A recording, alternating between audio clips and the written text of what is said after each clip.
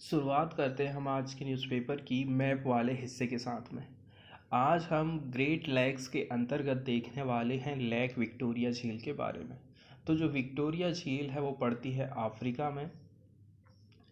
अब कौन कौन से देशों के साथ अपने पानी को ये शेयर करती है उसको हम देख लेते हैं। ठीक है, ये इतना जो आप हिस्सा देख रहे हो इसका पूरा साउथ वाला ये तंजानिया के साथ अपने पानी को शेयर करती है। फिर इसका जो पूर्व वाला हिस्सा है वो केन्या के साथ अपने पानी को शेयर करती है। और आप जाओगे इसके नॉर्थ की तरफ में तो नॉर्थ वाले हिस्से में युगांडा के साथ में अपनी पानी को शेयर करती। इस प्रकार से आप देख सकते हो तंजानिया के साथ में सबसे ज़्यादा पानी का हिस्सा शेयर करती है ये। इसी चीज़ को यदि आप परसेंटेज में देखोगे ना तो देखो 49% जो हिस्सा है तंजानिया के पास है इसका। 45% जो हिस्सा है वो युगांडा के साथ अपनी वाटर बाउंड्री को शेयर करती है और 6% जो हिस्सा है वो यूज़ करता है Kenya. The lake has a catchment area of about 1,69,858 वर्ग kilometre and is the chief reservoir of the Nile river. तो नील रिवर के लिए ये चीफ रिजर्वायर का काम करती है, उसका ये चीफ रिजर्वायर है। रिजर्वायर मतलब होता है एक प्रकार से बड़ी झील। और ये देख रहे हो आप विक्टोरिया नील। ठीक है, युगांडा वाला जो हिस्सा है इतना, यहाँ पर हमको दो रिवर देखने को मिल रही है, एक जिसमें से फेमस है नील रिवर, विक्टोरिया नील यहाँ पर उसका नाम दिया गया है।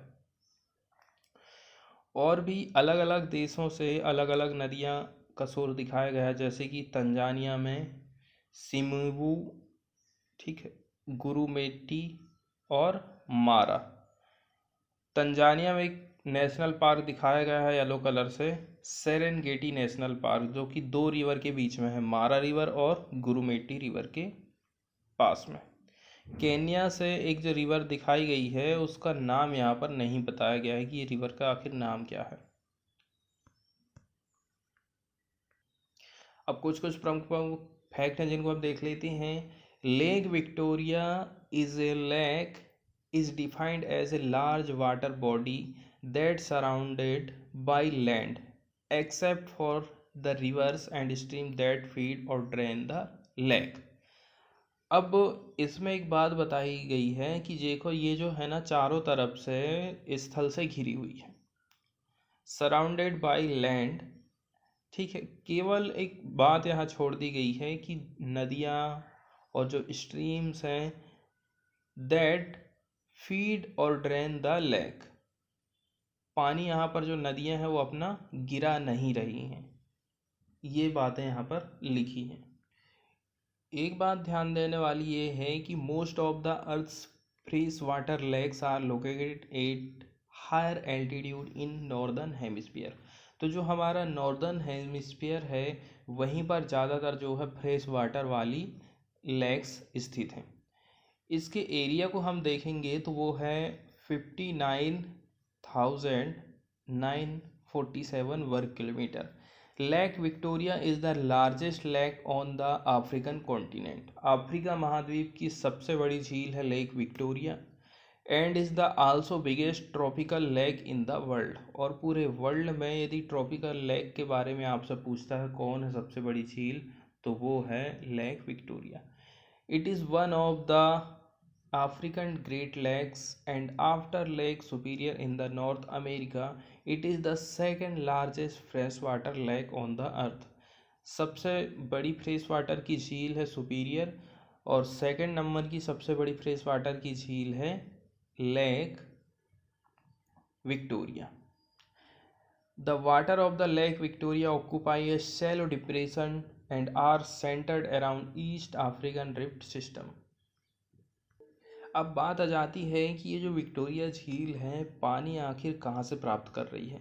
तो इसका जो 80% हिस्सा है ना वो है प्रिसिपिटेशन, मतलब पानी और वर्षा के कारण जो है 80% जो हिस्सा है यहाँ पर भर जाता है और जो 20% हिस्सा है पानी का वो आता है वेरियस रिवर्स और स्ट्रीम के स्ट्राम स्मॉल जो स्ट्रीम है उनके माध्यम से।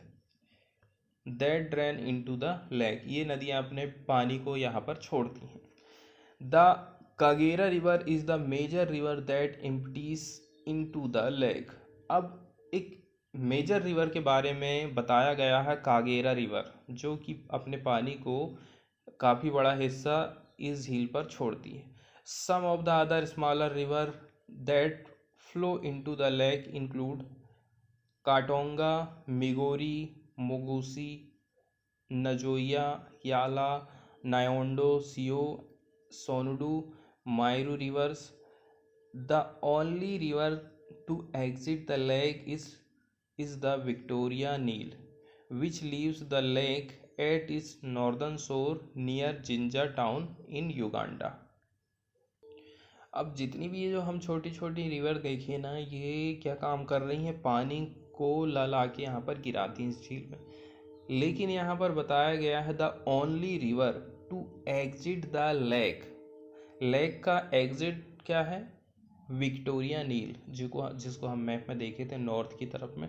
विक्टोरिया नील जो रिवर है वो इसके पानी को एग्जिट करने का काम करती है। Which leaves the lake at its northern shore near Jinja town in Uganda. ये हमको याद रखना है, युगांडा में कहाँ पर, जिंजा टाउन।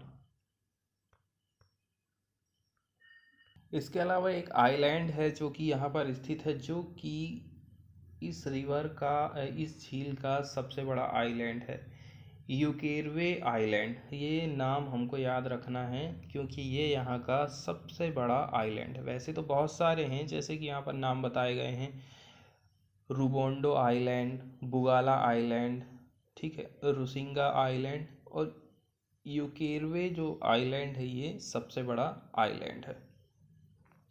यहाँ पर दिखाए गए हैं, ये भी ज़्यादातर आप देख रहे हो ना, किनारे किनारे पर स्थित हैं, ठीक है। बीचों बीच में जो है बहुत ही कम आइलैंड हमको देखने को मिलते हैं। अब जिस आइलैंड की हम बात कर रहे थे वो ये है यूकेरो आइलैंड। ये देख रहे हो ना आप, ये देख रहे हैं आप, यूकेरो आइलैंड। अब हम आते हैं न्यूज़ की तरफ और देख लेते हैं न्यूज़ को। तो पहली जो न्यूज़ है हमारी वो है S-400, ठीक है, मिसाइल डिफेंस सिस्टम से रिलेटेड है। तो रूस की अल्माज केंद्रीय डिजाइन ब्यूरो 1990 के दशक में इसको विकसित किया गया था। वायु रक्षा मिसाइल प्रणाली है ये, ठीक है।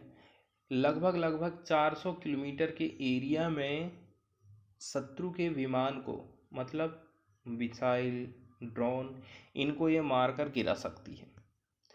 S-400 प्रणाली S-300 का उन्नत संस्करण है। पहले S-300 चलता था रसिया में, उस पर मॉडिफिकेशन किया गया और अब जो है S-400 चलता है।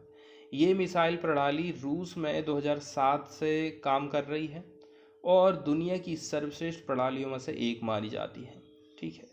ये क्या काम करती है, सतह से हवा में मार करने वाली दुनिया का सबसे सक्षम मिसाइल मानी जाती है। सतह से हवा में, ठीक है, ये अर्थ की अपनी सरफेस हो गई, अर्थ की ये सरफेस हो गई, और यहाँ से किसी टारगेट को मारना है तो ये काम S-400 कर लेती है। सतह से हवा में प्रहार करने में सक्षम S-400 को रूस ने सीरिया में तैनात किया है। S-400 मिसाइल प्रणाली S-300 का एक नया वर्जन है जो इसके 400 किलोमीटर की रेंज में आने वाले मिसाइलों और पांचवी पीढ़ी के लड़ाकू विमानों को ये नष्ट कर सकती है। इसमें अमेरिका के सबसे उन्नत फाइटर जेट F-35 को भी गिराने की क्षमता है। अब इसमें जो है ना, एक साथ 3 मिसाइलें आप दाग सकते हैं और इसके प्रत्येक चरण में 72 मिसाइलें शामिल होती हैं जो 36 लक्ष्यों पर सटीकता से मार करने में सक्षम है। इस रक्षा प्रणाली से विमानों सहित क्रूज, बैलिस्टिक मिसाइल और जमीनी लक्ष्यों को भी निशाना बना सकते हैं। अब फिर बात वही आ जाती है कि इंडिया यदि रसिया से ये S-400 मिसाइल खरीदेगा तो अमेरिका क्या काम करेगा, भारत के ऊपर प्रतिबंध लगा देगा। ठीक है। अक्टूबर 2018 में भारत और रसिया के बीच में एक समझौता हुआ था कि हम आपसे जो है ये S-400 मिसाइल खरीदेंगे। $5 अरब की कीमत रखी गई थी। तो काटसा के तहत अमेरिका ने धमकी दी थी कि हम आपको प्रतिबंध लगा देंगे। काटसा आखिर क्या है? 2 अगस्त 2017 को, ठीक है, ये सामने आया और जनवरी 2018 से इसको लागू कर दिया गया था। कानून का उद्देश्य है दंडनीय उपायों के माध्यम से ईरान, रूस और उत्तरी कोरिया पर प्रतिबंध लगाना। ठीक है, ये अमेरिका के शत्रु देश माने जाते हैं। ये अधिनियम प्राथमिक रूप से रूसी हितों जैसे कि तेल, गैस उद्योग, रक्षा एवं सुरक्षा क्षेत्र और वित्तीय संस्थानों पर कुल मिला के प्रतिबंध लग जाता है। अब ये एक ऐसा कानून है जो कि अमेरिकी राष्ट्रपति को पावर देता है। ठीक है, रूसी रक्षा और जो खुफिया क्षेत्र हैं, मतलब महत्वपूर्ण लेन देन से जुड़े जो भी व्यक्ति हैं, उन पर क्या है, उन्हें इनने 12 प्रतिबंध की लिस्ट तैयार कर ली है। तो कम से भी कम जो है ये 5 तो उन पर लागू कर सकता है। इतनी पावर मिल जाती है अमेरिका के राष्ट्रपति को। अब इन 2 प्रतिबंधों में से एक कौन सा है? निर्यात लाइसेंस प्रतिबंध है, जिसके माध्यम से अमेरिका का राष्ट्रपति को युद्ध, दोहरे उपयोग और परमाणु संबंधी वस्तुओं के मामले के निर्यात लाइसेंस निलंबित करने का अधिकार प्राप्त हो जाता है। इस स्वीकृति व्यक्ति के इक्विटी या ऋण में अमेरिकी निवेश पर प्रतिबंध लगा देता है। अब देखो, अभी अमेरिका की तरफ से प्रतिनिधि हमारे देश में आए हैं। ठीक है, तो इंडिया और जो अमेरिका है, दोनों का मत एक सा है अफ़गानिस्तान में जो क्राइसिस आया है उसको लेकर के, एंड अदर जो टेररिज्म से रिलेटेड जो मुद्दे हैं, दोनों के मामले में इंडिया और यूएस साथ में खड़े हैं। लेकिन S-400 मिसाइल को की खरीद को अमेरिका ने जो है डायरेक्टली तो अभी कुछ नहीं बोला है, लेकिन कहा है कि ये जो है ना बहुत ही ज़्यादा डेंजरस साबित होगा, ऐसा इनका कहना है। striking a discordant note on the impending delivery of the Russian S-400 missile system to India, ठीक है, MS Sherman who described the deal as dangerous, इन्होंने होप भी जाहिर करी है that the two sides could solve the issue arising from possible US sanction over the defense purchase।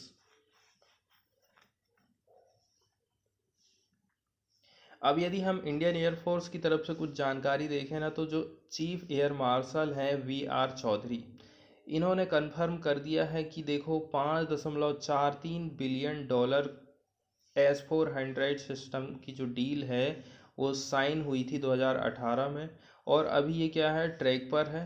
And the first regiment is expected to be inducted within this year. तो इस साल में पहला जो फर्स्ट रेजिमेंट है ना वो हमको प्राप्त हो जाएगा, या फिर एंड दिसंबर एंड होते होते तक हमको मिल जाएगा।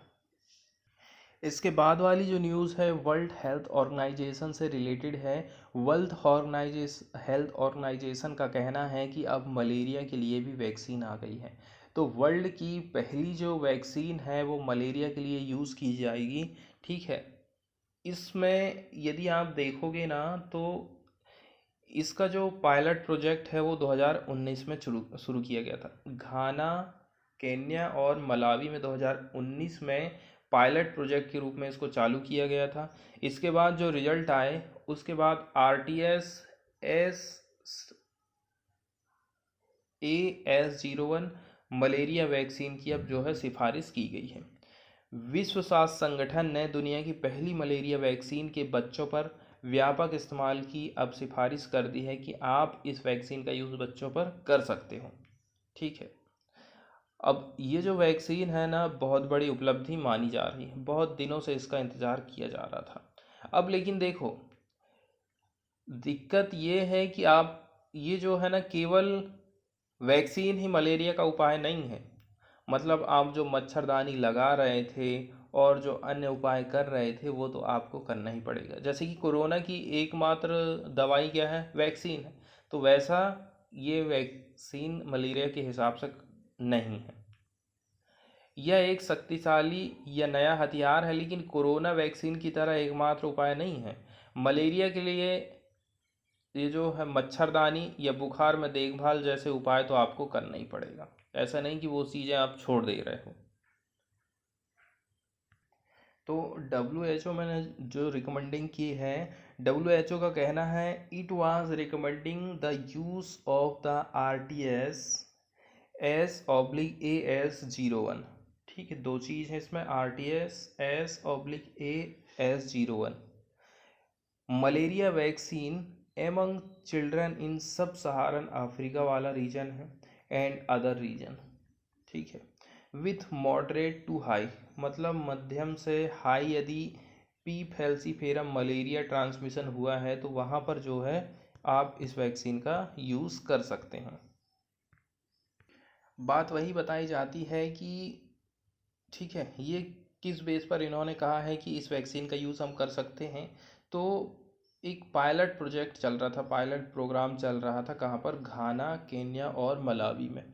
अब वो सफल हुआ, तब जाके WHO ने कहा है कि अब आप इस वैक्सीन का यूज़ कर सकते हैं मलेरिया के खिलाफ में। ठीक है, अब ये जो डेवलपमेंट है ऐसे टाइम में आया है व्हेन द WHO और इसके जो पार्टनर हैं इन्होंने रिपोर्ट किया था कि stagnation in the progress against the disease that kills more than 2,60,000 African children under the age of 5 annually. यदि 5 साल से कम उम्र के बच्चों को आप देखोगे ना तो सालाना 2,60,000 जो है अफ्रीकन बच्चों की डेथ हो जाती है इसी के कारण। Malaria remains A primary cause of childhood illness. अब मलेरिया सबसे पहला प्राथमिक कारण हो जाता है and death in sub Saharan Africa according to the WHO। कई सारी सेंचुरीज से malaria has stock the sub Saharan Africa. सब सहारा अफ्रीका ही सबसे ज़्यादा इसने प्रभावित किया मलेरिया ने, causing immense personal suffering. We have long hoped for effective malaria vaccine and now for the first time we have such a vaccine recommended for widespread use। इसके बाद वाली जो न्यूज़ है वो नोबेल पुरस्कार से रिलेटेड है। तो देखो, कुछ कैटालिस्ट की खोज की गई है। ठीक है, इस क्षेत्र में जो खोज हुई है इसी के लिए जो है नोबेल पुरस्कार प्रोवाइड किया गया है। अब कैटालिस्ट क्या होते हैं? परिवर्तन लाने वाला व्यक्ति या फिर वस्तु को भी कहा जाता है, और दूसरा कहते हैं हम उत्प्रेरक को। साइंस में आप पढ़े होंगे ना, कोई भी प्रोसेस को तीव्र या फिर मंद कर देने वाली जो चीज़ें होती हैं उनको उत्प्रेरक कहते हैं। A substance that makes a chemical reaction happen faster. Chemistry Nobel for work on catalyst, जो उत्प्रेरक के लिए जो है इस बार नोबेल पुरस्कार प्रोवाइड किया गया है।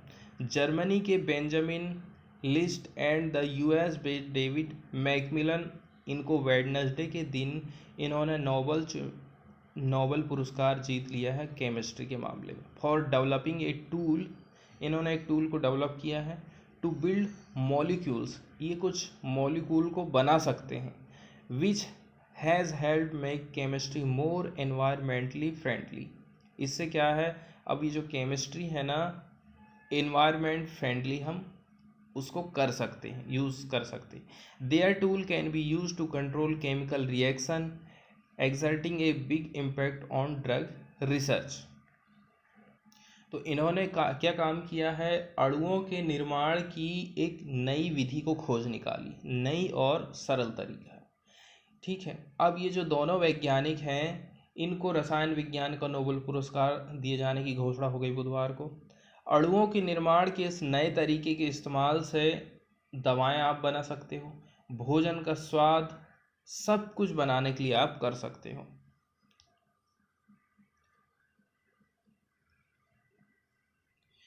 पहले ऐसा चलता था कि अणु बनाने के लिए विशिष्ट व्यवस्था में अलग अलग परमाणुओं को एक साथ जोड़ते थे। ठीक है, ये काफ़ी हार्ड और स्लो पड़ जाता था। अब फिर 2000 में ये चीज़ों में चेंजेस आया। मैक्स प्लैंक इंस्टीट्यूट की लिस्ट और प्रिंसटन विश्वविद्यालय के मैकमिलन ने स्वतंत्र रूप से बता दिया कि छोटे कार्बनिक अणुओं का यूज़ बड़े एंजाइम और धातु उत्प्रेरक के समान काम करने के लिए आप कर सकते। तो जो स्लो प्रोसेस थी अब वो बढ़ जाएगी। नई मेथड जिसे एसीमेट्रिक ऑर्गेनोकैटालिसिस के नाम दिया गया है, आज इसका व्यापक यूज़ हो रहा है। एग्जाम्पल के तौर पर इसका उपयोग दवा की खोज करने, रसायनों के उत्पादन में किया जाता है। इसके अलावा फ्रंट पेज से जो न्यूज़ है वो ये बताती है कि जम्मू कश्मीर में 2016 की अपेक्षा आप देखोगे ना, तो जो सिविलियन हैं उनकी जो संख्या है वो बढ़ी है। इसके अलावा यदि 2016 से आप कंपेयर करोगे तो जो सिक्योरिटी फोर्सेस है ना, उनकी जो संख्या है वो इस प्रकार से घटी जरूर है, लेकिन जो सिविलियन हैं उनसे ज़्यादा मरे हैं सिक्योरिटी फोर्सेस से। As many as 22 civilian and 20 security personnel died so far this year in Kashmir. Kashmir में ठीक है ज़्यादा संख्या किनकी मरने वालों की, सिविलियन की है। 22 सिविलियन और 20 हैं सिक्योरिटी पर्सनल।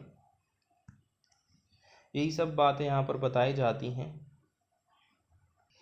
इसके अलावा एयर पॉल्यूशन के सॉल्यूशन को यदि कभी लिखने के लिए आता है तो आप लिख सकते हैं कि जो डस्ट है उसको हम कैसे कर सकते हैं, उसके लिए कोई उपाय यदि आपको सुझाना रहे तो दिल्ली की गवर्नमेंट ने एक एंटी डस्ट कैंपेन शुरुआत करने की बात कही है 7 अक्टूबर से लेकर के 29 अक्टूबर तक, to curb pollution. Over 30 team, तो 30 टीम जो है इसके लिए बनाई गई हैं टू कैरी आउट इंस्पेक्शन, ऐसा कहना है इन्वायर मिनिस्टर गोपाल राय का। इसके अलावा सरकार क्या करेगी, इसने एक रिलीज करी है लिस्ट ऑफ 14 रूल की, to be followed by all construction site. तो ये 14 रूल को फॉलो करना पड़ेगा कंस्ट्रक्शन साइट को। Most of these rules are part of the existing guidelines by the central pollution control board which is to be followed by all construction sites round the year. तो pollution control board की ही ये ज़्यादातर recommendation है, उनको ही इसमें शामिल किया गया था। Today we held a joint meeting with the engineers of the DPCC, Delhi pollution control committee, और इसके साथ साथ में green marshals of the green war room. We have decided that the dust pollution will be fought on a priority basis. तो priority basis पर ही जो है हम इसके साथ में फाइट करने वाले हैं फ्रॉम 7 से लेकर के 29 अक्टूबर। एंटी डस्ट कैंपेन हम चलाने वाले हैं। तो देखो इसके तहत हमारी जो टीम है ना वो इंस्पेक्शन को कंडक्ट कराएगी on construction sites and monitor the situation. और जो सरकारी जितने भी तंत्र हैं वो काम नहीं करेंगे, ठीक है, तो जो है उनके खिलाफ भी कड़ी कार्रवाई की जाएगी। इसके अलावा जो जहाँ जहाँ ये साइट घूमने के लिए जाएंगे वो यदि उल्लंघन कर रहे हैं तो अलग अलग जो है धनराशि उनके ऊपर ठोकी जाएगी। जैसे कि 100 स्क्वायर मीटर का area, in case of violation if a plot is up to 100 square metre. अब जो प्लॉट वाला जो एरिया है वो कितना है, 100 स्क्वायर मीटर का, तो 10,000 रुपये का फाइन है। 20,000 फॉर 100 से 200 square metre. If the plot is above 20,000 square metre then the government can charge a penalty to the tune of 5 lakh या फिर उससे भी ज़्यादा। एक छोटी सी न्यूज़ आई है, ठीक है, अरुण त्रिवेदी जो कि टीवी एक्टर थे, इनकी डेथ हो गई थी।